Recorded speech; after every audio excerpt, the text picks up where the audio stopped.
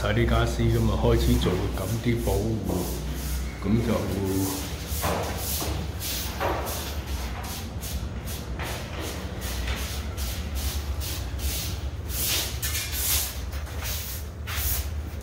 個皮缸都拆壞啦。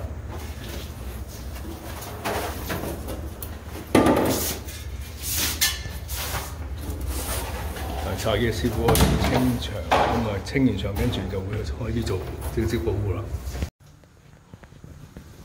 基本嘅地台保護都做埋，同埋一般嘅要保留嘅門框啊、門啊嘅包裝保護都做晒。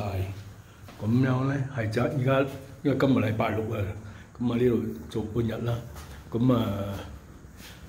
禮拜一翻嚟咧，做埋個腳線嘅保護，咁就可以開始鏟牆。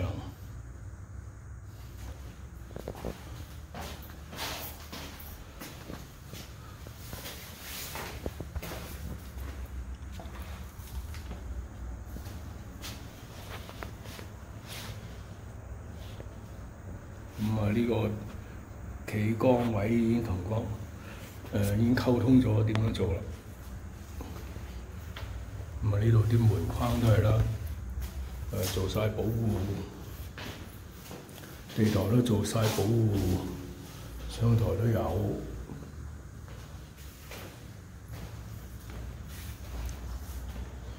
好，禮拜一咧，咁啊做埋仲有冷氣未包，咁啊禮拜一會包埋啲冷氣同埋腳線就開始拆牆啦。